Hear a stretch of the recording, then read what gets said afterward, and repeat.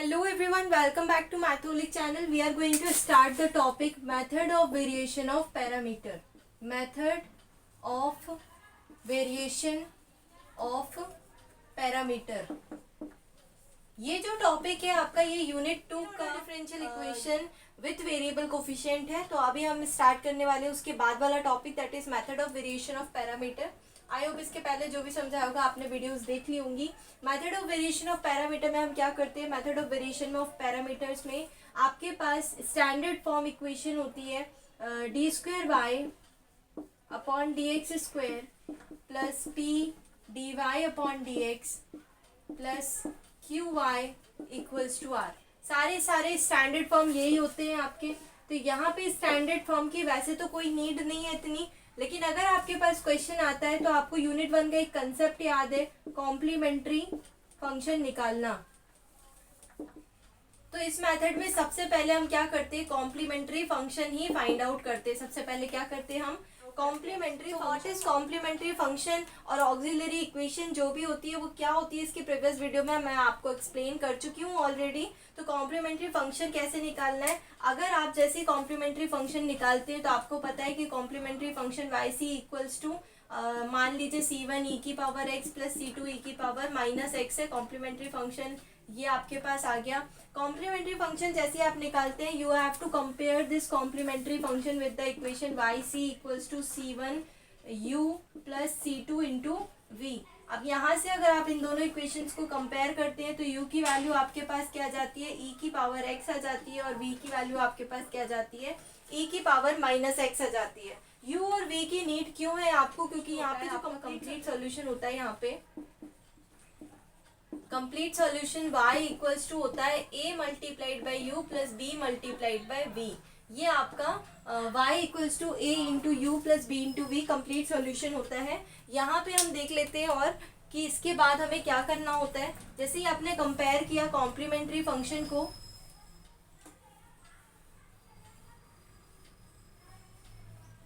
जैसे आप complementary function को कंपेयर करते हो तो आपके पास u की वैल्यू आ जाएगी और v की वैल्यू आ जाएगी. u की वैल्यू आती है तो आप u का डिफरेंशिएशन कर दीजिए वन टाइम u डैश यानी कि one time differentiation of u and v dash यानी कि one time differentiation of v. यहाँ पे हम सेकेंड ऑर्डर के लिए ही सॉल्व कर रहे हैं तो इसीलिए हमें सिर्फ u डैश निकालना है और v डैश निकालना है. अब इसकी नीड क्यों पड़ी, क्योंकि आपको एक w की भी नीड है. w की क्या नीड है, w का फॉर्मूला होता है u v और u के नीचे u डैश, v के नीचे v डैश. जो हमने वैल्यूज यहाँ पे निकाल के रखी हैं वो वैल्यूज आप यहाँ पे पुट कर देंगे and then you will determinant form से आप इसको सॉल्व करेंगे जवाब. तो आपके पास w की वैल्यू आ जाएगी u v dash minus u dash v. ये आपकी w की वैल्यू आ गई. जो भी w की वैल्यू आएगी, अब w की वैल्यू हमें क्यों नीड लगी, आपका जो कंप्लीट सॉल्यूशन है a into U plus b into V, इसमें a और b कैसे निकल के आएंगे. तो कैपिटल a का एक फॉर्मूला होता है, कैपिटल a का क्या फॉर्मूला होता है, minus of integration V R upon W. इस फॉर्मूले में आपको क्या क्या वैल्यूज को पुट करना है, v पुट करना है, आपको w पुट करना है, आपको r पुट करना है, और ये वैल्यूज को आप जैसे ही पुट करेंगे वैसे ही आपका इंटीग्रेशन करने के बाद a की वैल्यू निकल के आ जाएगी. सिमिलरली b की वैल्यू का फॉर्मूला क्या होता है, integration of u r upon w.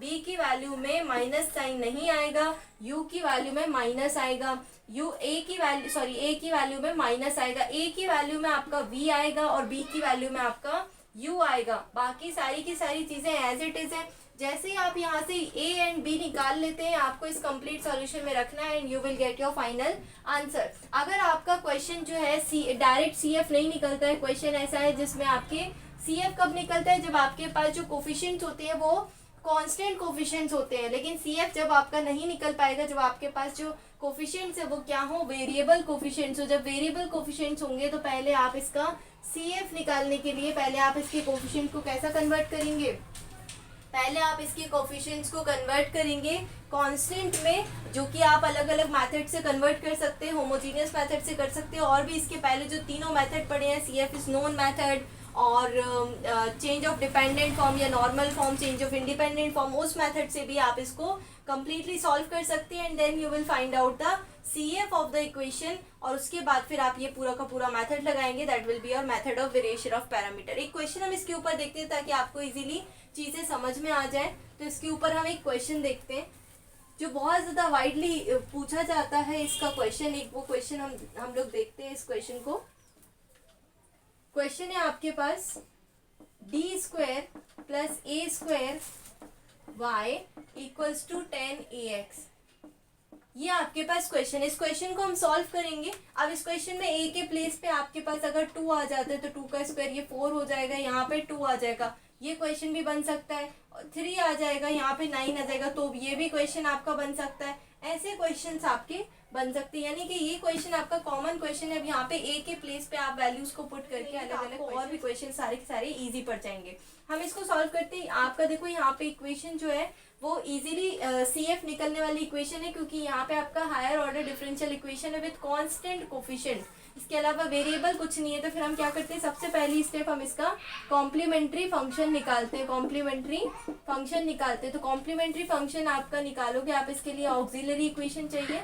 तो ऑक्सिलरी इक्वेशन क्या होती है, d को m के फॉर्म में आपको कन्वर्ट कर देना है। तो d m के फॉर्म में हो जाएगा, तो ये हो जाएगा m² plus a² equals to 0, और m² की वैल्यू क्या आ जाएगी, माइनस ऑफ a², और m की वैल्यू क्या हो जाएगी, under root minus of a², और अंडर रूट -1 क्या होता है आपके पास, अंडर रूट -1 होता है आयोटा। तो आपके पास ये आ जाएगा m equals to a iota plus minus A iota. ठीक है, जब रूट लग जाता है तो प्लस माइनस आता है आपके साथ। तो अब यहाँ पे m की वैल्यू क्या आ गई, plus minus A iota. Iota यानी कि इमेजिनरी, आयोटा यानी कि इमेजिनरी वैल्यू, और इमेजिनरी वैल्यू के लिए कॉम्प्लीमेंट्री फंक्शन का क्या फॉर्मूला होता है, तो इमेजिनरी वैल्यू के लिए कॉम्प्लीमेंट्री फंक्शन का फॉर्मूला होता है e⁻⁴ alpha x c1 cos beta x plus c2 sin beta x। Got it. अब यहाँ पे अल्फा बीटा क्या है, 0 प्लस माइनस अल्फा आयोटा, और इसको हम लिखते हैं alpha plus minus beta iota. तो यहाँ पे कंपेयर करेंगे 0 प्लस माइनस ए आयोटा। यहाँ से देखो अल्फा की वैल्यू 0 है और बीटा की वैल्यू a है, तो ये आप पुट कर देंगे e⁻⁴x, और यहाँ पे c1 cos ax plus c2 sin ax, और e⁻⁴ 1 होता है, तो CF इक्वल्स टू क्या हो गया, c1 cos ax plus c2 sin ax। ये आपके पास CF की वैल्यू आ गई। CF की वैल्यू आ गई। अब क्या करना है, हमको कंपेयर करना है CF को किससे, YC की इक्वेशन से कंपेयर करना है। हम इसको c1 into U plus c2 into V, जैसे आप इसको कंपेयर करेंगे तो आपको पता चलेगा u के प्लेस पे cos ax है और v के प्लेस पे sin ax है। हम इधर साइड में लिख ली वैल्यू है cos ax और v की वैल्यू है sin ax। ये वैल्यूज आ गई। अब हम क्या करेंगे, u का डिफरेंशिएशन करेंगे तो u डैश हो जाएगा, और cos ax का जब आप डिफरेंशिएशन क्या करेंगे तो क्या आ जाएगा, माइनस sin ax, और सामने a आ जाएगा तो माइनस a sin ax, और v डैश करेंगे यानी v का डिफरेंशिएशन करेंगे तो a cos ax हो जाएगा। तो आपके पास वैल्यूज आ गई। अब आपको क्या निकालना है, अब आपको w निकालना है। तो w क्या होता है, w is determinant of u v u dash v dash. तो हम इसका डिटर्मिनेंट निकालेंगे। सबसे पहले हम वैल्यूज रख देते हैं। तो आपके पास वैल्यू है cos ax, और v के प्लेस पे वैल्यू है आपके पास sin ax। u डैश क्या है आपके पास, माइनस a sin ax, और यहाँ पे a cos ax। ये वैल्यू आपने रख ली। क्या करेंगे, क्रॉस मल्टीप्लाई करेंगे and then we will find out the solution.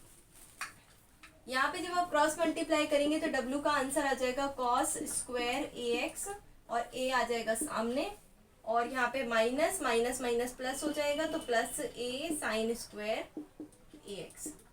यहाँ दोनों में से हम a को कॉमन ले सकते हैं। दोनों में से a को कॉमन लिया तो अंदर आ गया cos square ax plus sine square ax, और cos square plus sine square क्या होता है, 1 होता है, तो इसीलिए इसका आंसर आ गया 1 मल्टीप्लाइड बाय a, और इसका आंसर आ गया a, यानी कि w की वैल्यू क्या आ गई निकल के, a आ गई। हम यहाँ पे लिख लेते हैं w की वैल्यू आ गई a। w की वैल्यू a आ गई आपके पास। अब हमें कंप्लीट सॉल्यूशन निकालना है। कंप्लीट सॉल्यूशन कैसे निकालेंगे हम, कंप्लीट सॉल्यूशन के लिए हमें पता है कि कंप्लीट सॉल्यूशन क्या होता है, y equals to a into U plus b into v होता है। अब a की वैल्यू निकालनी है। सबसे पहले हमें a की वैल्यू क्या होती है, integration minus V R upon W होता है। अब हमें वैल्यू सारी की सारी पता है। वी की वैल्यू क्या है आपके पास? वी की वैल्यू है साइन ए एक्स। आर की वैल्यू क्या है आपके पास? आर ये होता है आर एच एस वाला, तो 10 AX अपॉन डब्ल्यू। डब्ल्यू की वैल्यू है ए। तो हम इसको सॉल्व करेंगे।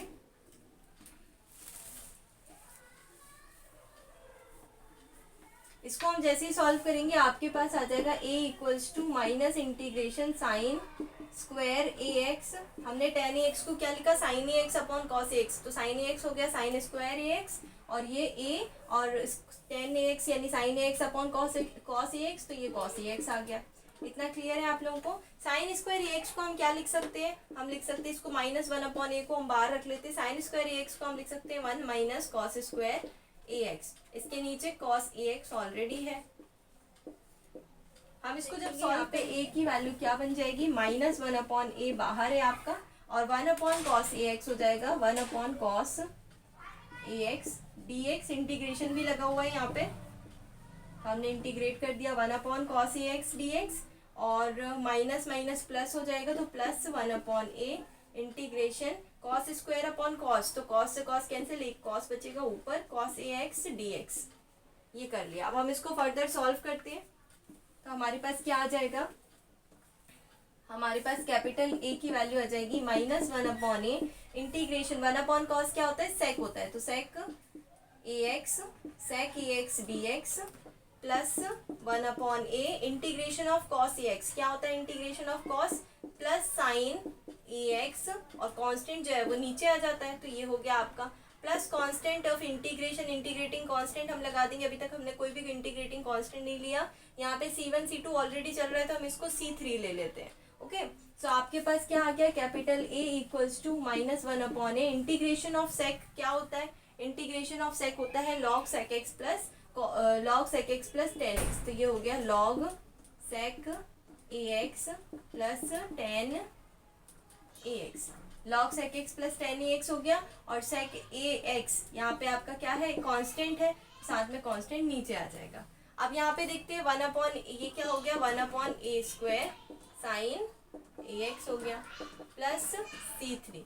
So this is your value of a, this is your answer of a। अब हम b निकालें। Integration of u cos ax, और r क्या है? 10ax, this is your r 10ax, तो इसको हम पहले ही लिख लेते हैं sin ax upon cos ax, और w क्या है आपके पास? a है। cos ax से cos ax cancel, sin ax upon a, 1 upon a को बाहर रखो और इंटीग्रेशन कर दो sin ax का, sin ax dx। साइन का इंटीग्रेशन क्या होगा? -1 upon a cos ax upon a।